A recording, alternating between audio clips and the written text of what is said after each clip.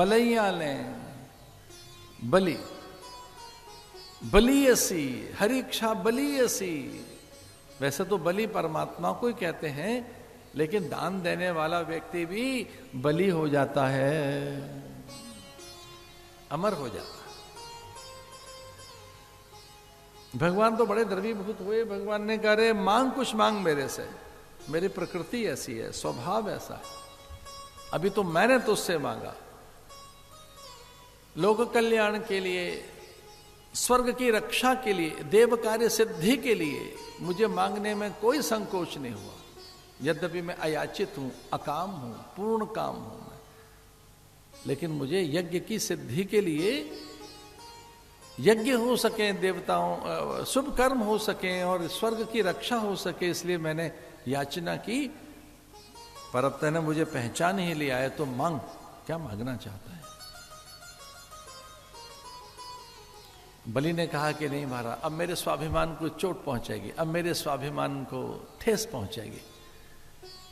जब भगवान ही मेरे सामने हाथ पसारने आ गए, मांगने के लिए भगवान स्वयं भिक्षुक बनकर मेरे द्वार पर आया, तो अब नहीं, अब कुछ नहीं मांगूंगा आपसे। भगवान हट करने लगे।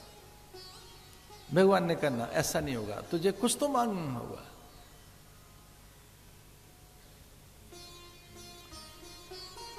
भाई निशाचर तो था ही, एक तरह से राक्षस तो था ही, तो पता है क्या मांग लिया? बोले महाराज फिर आपको ही मांग लेता हूं। तो मैं क्या करूंगा? बोले मैं अकेला वहां क्या करूंगा? आप मेरे अनुचर बनकर, सेवक बनकर, दास बनकर मेरे साथ चलिए। और कितना बड़ा संकट कि भगवान तो दास बनकर उसके साथ चले गए। लक्ष्मी बड़ी चिंतित के देखो क्या ठाकुर कर बैठा, पाताल लोक में चले गए दास बनकर। बलि ने कहा कि मैं संकल्प बल से सब पैदा कर दूंगा, कोई काम नहीं कराऊंगा आपसे, द्वार पर खड़े रहना। तो द्वार पे क्या करना है? बोले बस माया आने न पाए, माया से मुझे बचाना। माया, अविद्या, द्वेष, राग, कोई मेरे जीवन में क्लेश न आने पाए, द्वार पर खड़े रहना। लक्ष्मी ने नारद से कहा कि आप जाइए, भगवान को वहां से लेकर आओ किसी योग युक्ति से। नारद जी गए पाताल लोक में। बलि ने बड़ा स्वागत किया, बड़ा आदर किया। देखो गुरुदेव आ गए। बलि बड़ा स्वागत कर रहा है और नारद जी ने द्वारपाल को, द्वार पर जो खड़ा था ठाकुर, उनकी आंखों में आंखें डालकर कहा कि निश्चिंत रहिए, आप सबके बंधन खोलते हैं, मैं आपके खोलने आया हूं।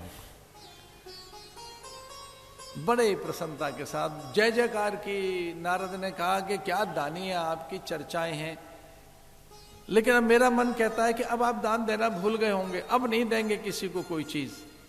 बलि ने कहा ना ना, वो मेरा स्वभाव है। मांग, क्या मांगना चाहते हो गुरुदेव, क्या चाहिए आपको? बोले दरवाजे पे जो खड़ा है नौकर बड़ा अच्छा लग रहा है, हमें वो नौकर दान में दे दीजिए।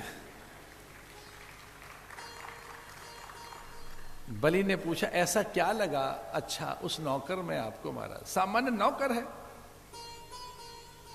एक नौकर चाहिए आपको? बोले नहीं नहीं नहीं, उसकी आंखों में करुणा देखी है, अनुग्रह देखा है, उसके नेत्रों में जो करुणा है वो किसी में नहीं। करोड़ों करोड़ों पाप करने वाला व्यक्ति अगर उनको झांककर देख ले, उनकी ओर देखे, तो सारे पाप मिट जाते हैं। तो बलि ने कहा कि हमारा पहचान लिया है, वो नारायण ही हैं, और फिर आपसे और नारायण से कौन बच के रह सकता है, ले जाओ अपना ठाकुर। ऐसी सुंदर सी कथाएं हैं ये। भगवान नेत्रों से पहचान में आए। बलि ने पूछा था कि नारद जी आपने भगवान को पहचाना कैसे? इतने नौकर चाकर हमारे द्वार पे तो पता नहीं कितने नौकर थे।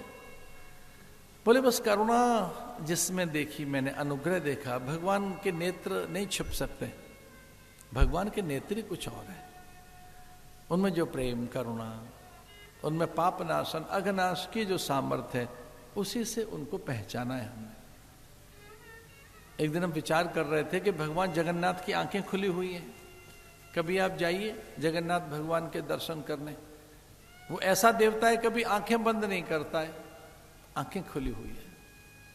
श्रीनाथ जी में जाओ, आधी आंखें खुली है आधी बंद है।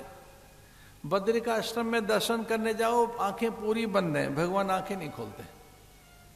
बद्रीनाथ में भगवान आंखें नहीं खोलते, आंखें बंद है भगवान की बद्रीनाथ में।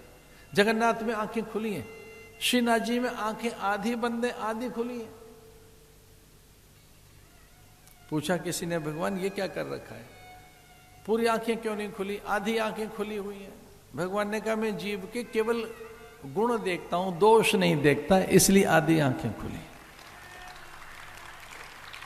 जीव के मुझे दोष नहीं दिखाई देते।